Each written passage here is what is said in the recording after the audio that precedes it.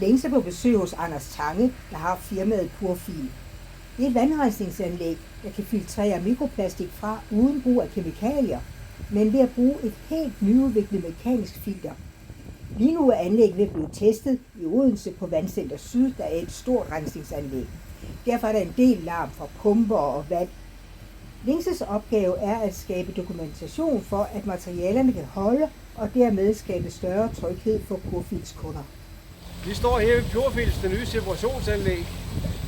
Pirotten, som via en mekanisk separation kan fjerne mikroplast fra det kommunale spildevand, slammet. Vi gør det ved, at vi har en vibrerende tromle, filtertromle inde i, der er stående her til kolonnen. Her kan vi separere og opkoncentrere tørstoffraktionen, der er i slammet. Vi laver en forseparering der. Efterfølgende så kan vi via et udtag i bunden køre det over i en skruepresse, så vi kan lave en yderligere opkoncentrering. På den måde så får vi meget mindre volumen af slam. Det reducerer omkostninger, hvis man skal hen og transportere det. Eksempelvis som til biogasanlæg. Så fjerner vi simpelthen bare det, der er overflødigt, nemlig vand. Vi kan se her, det som vi kan se, men vi har slammet og drøner rundt hernede. Der er kun 0,5% tørstof i det her, og vi kan køre det op på eksempelvis 20% tørstof. Og det gør så, at vi får en vanvittig stor volumenreduktion.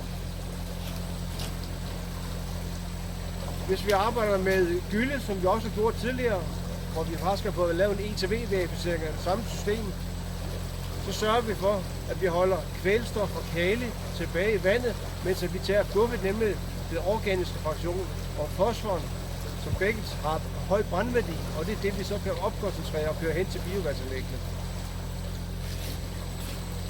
Vi har her et anlæg, som vi har solgt til et hollandsk spildevandsselskab. Vi er i gang med det første modul, hvor vi skal kende flux, som det hedder, det vil sige flowkapaciteten. Vi ved, at vi skal op og køre godt 22 kubikmeter i timen til kunden, og derfor så laver vi nu et første test, hvor vi separerer på en kolonne, og når vi så kender flowkapaciteten, så bygger vi et antal parallelle kolonner. Og det er hele visionen i det, som Purfil arbejder med. Vi arbejder altid med modulerede løsninger. Vi bygger ovenpå. Vi skal ikke købe det helt store forkromede anlæg, hvis ikke vi har brug for det. Men som vi har det her, skal vi have større kapacitet, så bygger vi bare på. Og det her, det er fødepumpen, der pumper op her, ind i kolonnen, og det så vandrer ned igennem slammen. Vi har indvendigt et filtervæv, som gør, at filtraten det løber ud, og det løber ud her, den side her, mens det opkoncentrerede slam, det falder ned her på transportsneglen, og det er bevæget hen her, og ind i skruepressen. Her har vi en snegl, der presser, her har vi en modtrykssnegl, der holder det tilbage. Så det afvandet, det kommer ud her, slammet her til sidst. Og der er nogle pressesaft, der kommer på den her, der ryger bare tilbage og ind igen. Det som forskerne i Længes kan, det er jo altså, det er røntgen- og neutronekspertise. I det tilfælde så bruges der så røntgenstråling. Og røntgenstrålingen er beregnet til her at gennemskue, bogstaveligt talt, hvordan de her materialer de slides.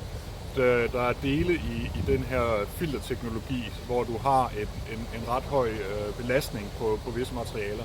Og det er klart, at belastninger fører på et eller andet tidspunkt til revner, og revner fører på et eller andet tidspunkt til brud, og så virker anlægget ikke. Altså så virker den enhed i anlægget i hvert fald ikke længere. Og der er det, at hvis man kan begynde at se revner på et meget mikroskopisk plan, inden i ting, ved hjælp af røntgenstråling, ikke bare kigge på ting, men kigge igennem ting, som et kolossalt mikroskop.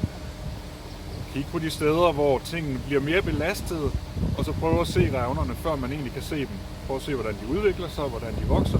Prøv at se, hvordan man kan give sig til at forudsige holdbarheden af de her anlæg, før de går i stykker. Stille nogle bedre garantier osv. osv. Det er dybest set det, som røntgenstråling kan, og noget high-tech forskning til noget relativt low-tech teknologi.